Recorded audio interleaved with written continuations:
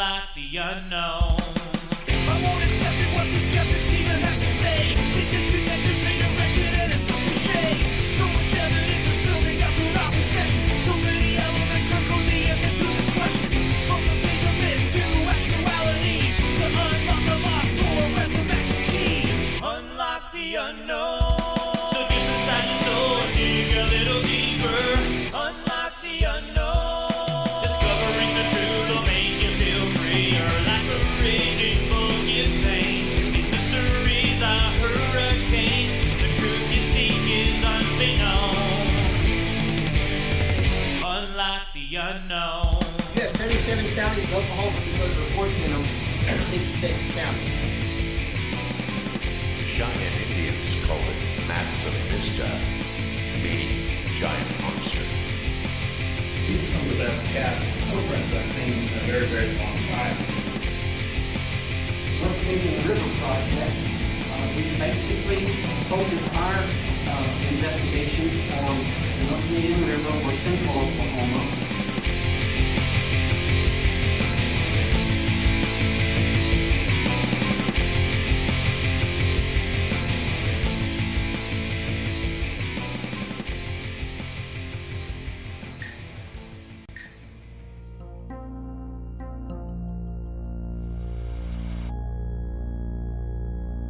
Welcome back to Squatch Ranger Files, episode 41. Hey guys, I'm super excited about today's episode.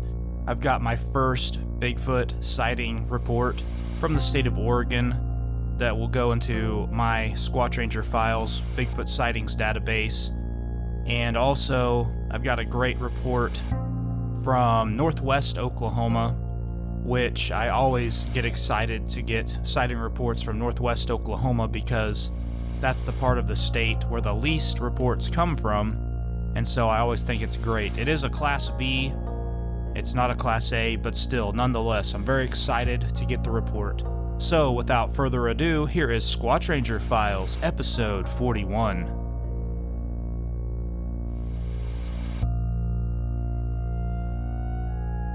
Number 1. Woman sees dark creature walking from her Jeep.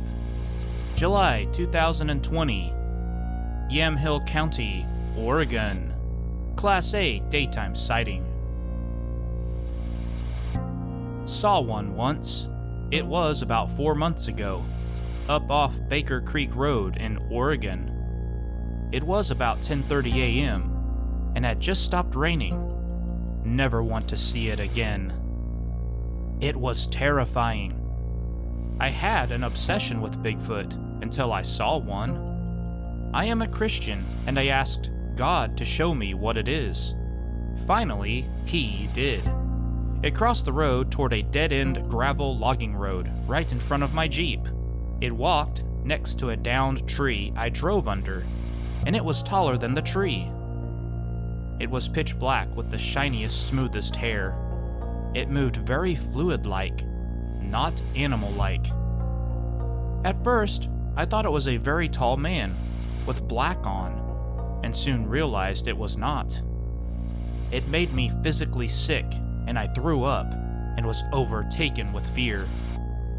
My ex got out of the Jeep and looked down the embankment where it went, and it was gone.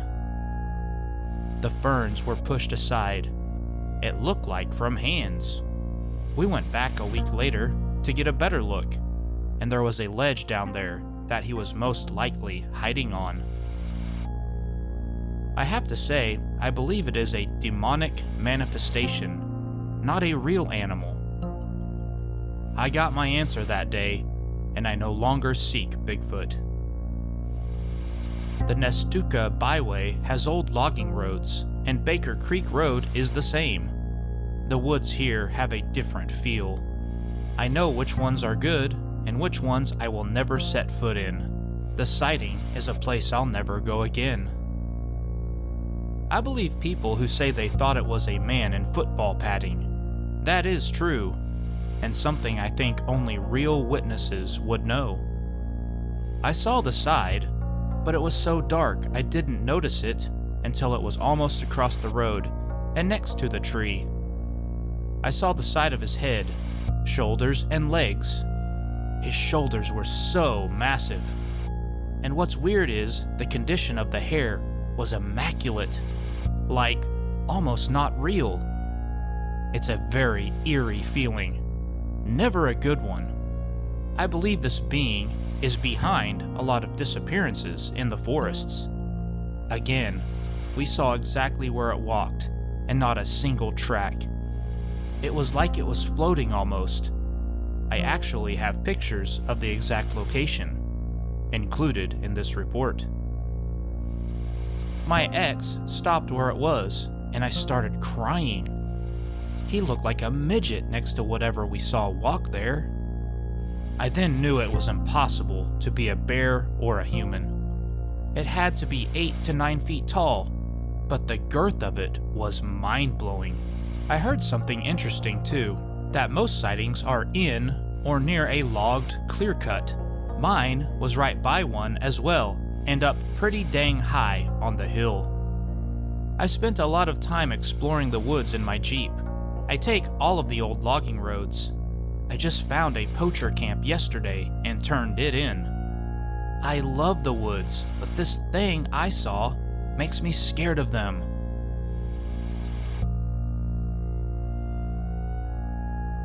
Follow up, NOBRO investigators report.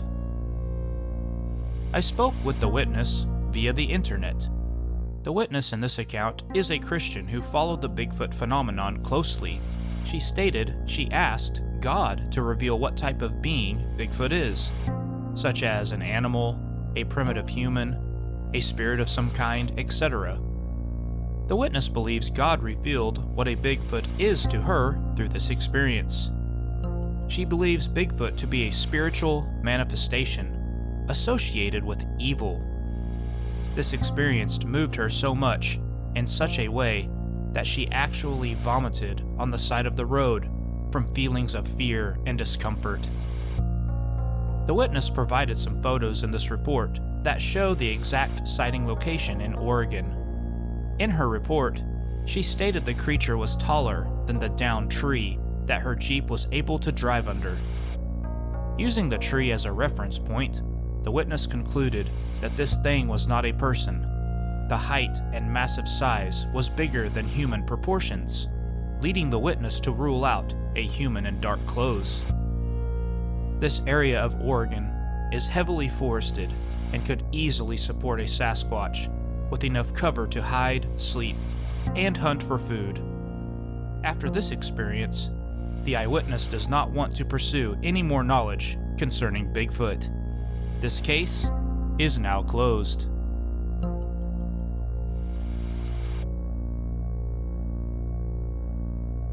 Number 3. Boy discovers three-toed track on family farm. 1984. Northwest District, Kingfisher County, Oklahoma. Class B footprints. I'll tell you, my first encounter was something unusual. When I was a kid in 1984, every summer I was shipped off to my grandfather's farm, which was halfway between Dover and Crescent. It's pretty close to the Cimarron River, and we have 160 acres there. My Uncle H has 200 acres, which borders the river. My summers consisted of running up and down out in the woods and stuff. Basically, living like a little young hillbilly boy. When I was about 8, my uncle gave me a book called Tarzan of the Apes, and it was by Edgar Rice Burroughs. It's a classic novel. I started reading that and got obsessed with tracking out in the woods, and then I started reading other books, which were kind of like that. I didn't have anything else to do, you know. So I would go down to the bottom, we called it. Our farm was 160 acres, but I'd say about a third of it was actually farmland. The rest of it was woods. There is a spring-fed flowing creek. Imagine a creek flowing through a third of it. There's a big valley which dumps into a big pond on the south end. This is a really good quality creek, which is completely surrounded by lots of old trees. There's blackjack trees and cedar trees. Tons of cover, you know. I used to go down to the creek and play in the creek and scout around. I was obsessed. I would go out and make little wooden spears and make bows and arrows and stuff like I was Tarzan because I thought that was cool. You know what I mean? One day, I saw this track. First of all, it was huge. I couldn't identify it. It wasn't a stereotypical Bigfoot track. It was half in the water and half out of the water. I would say the heel part was in the water. The only thing that was out of the water that was visible is what I would say was the toe area. They talk about how the Falk monster has 3 toes. So, I find this print and instantly was mesmerized by this thing. I knew about tracks. I was looking all around. To the best of my knowledge, what I could find was that something was walking up the creek and it stepped out for a moment and then stepped back in because there was no other footprints in that area. Because I started making circles looking. I never found another track, just that one. During this time, ostriches were becoming very popular. People were raising ostriches and selling ostriches for like $800 and stuff. It was a weird type of thing going around in the mid-80s. People would buy and sell ostriches, and it was kind of ridiculous. But a lot of the farmers were talking about it, and there was a guy who lived between 5 to 10 miles from us, and my grandpa knew him, and that is where I would see ostriches from a distance. Well, when I saw this track, I didn't take into consideration the size of the 3 toes. In my mind, I affiliated the 3 toes with a turkey track. I thought to myself, this has got to be a track from one of those ostriches. And I spent the rest of the summer trying to trap ostriches because I thought if I could catch this thing and bring it to the corral, I could keep it and raise the thing, then sell the eggs and get rich. I told my grandpa about it, and he thought it was funny. It kept me out of his hair because I was down at the creek all the time. Fast forward about 15 to 20 years. I'm sitting around the house drinking beer, watching one of those hokey Bigfoot shows, just because I'm bored. Out of the blue, they started talking about what the footprint looks like and how it has 3 toes. Chills just ran down my spine. I was like, that's the track that I saw years and years ago. It totally freaked me out. It was like I was reliving it in my living room. Now I'm sitting there thinking to myself, I was like, I was down there trying to trap this thing, and I had no idea what it was. And if it was what I think it was, holy moly, this thing must have been watching me the whole time. Because this was a super fresh track. It was on the edge of the creek. How long do tracks last on the edge of a creek? I could have literally spooked it off when I was coming in. I don't remember smelling anything. That was my first experience. I'll tell you this, at 10 years old, I was better at tracking than most adults.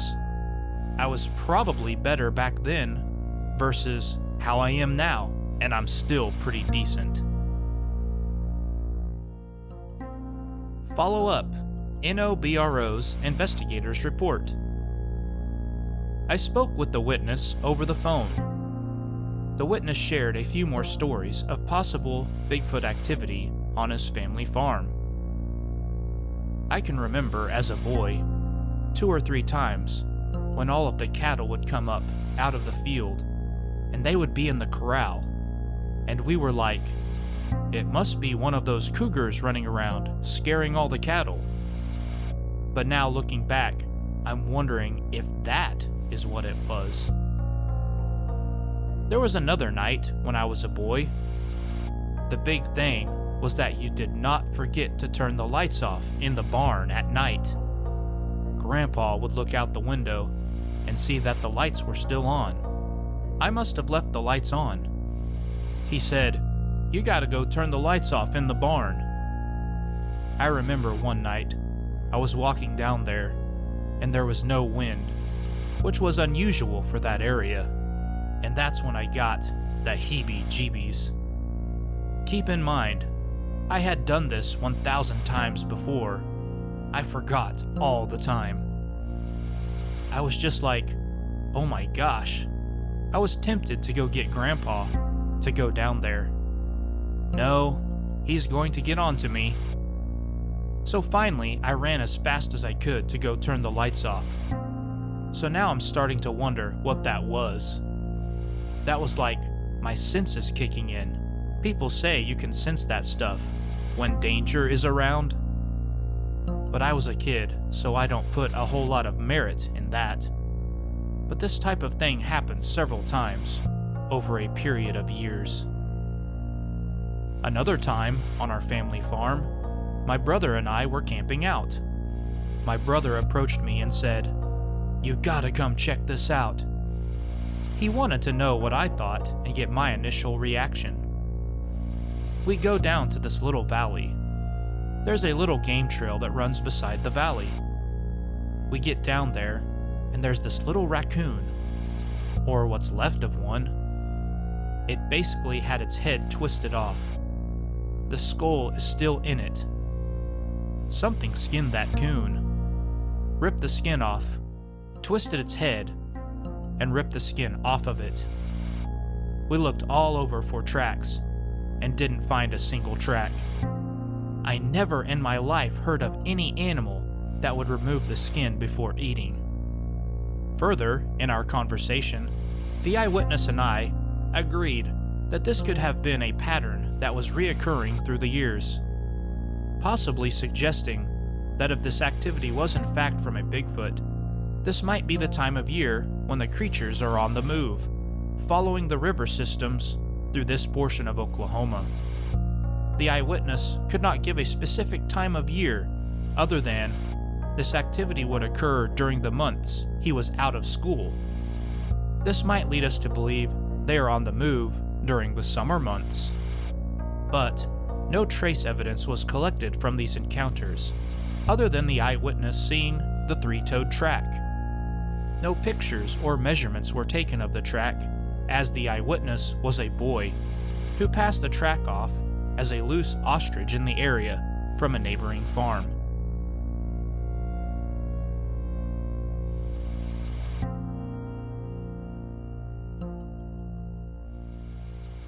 The Native Oklahoma Bigfoot Research Organization, or NOBRO, was founded by a group of Native Oklahoma residents that have been involved in Sasquatch research and investigations for the past 15 years.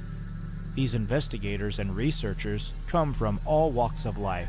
They represent tribal affiliations from the Choctaw, Creek, and Cherokee nations. The NOBRO receives and responds to reports from all over the state of Oklahoma. They have conducted investigations that involve tribal, public, and private land. They have responded to reports that have occurred within hours of the witness seeing something, to reports that are years old in nature. Please visit our official website. I will provide a link in the description of this video. Also check out the NOBRO Bigfoot Sightings database. I will provide a link to the description of this video. That's the Native Oklahoma Bigfoot Research Organization. Now, let's get back to Squatch Ranger Files.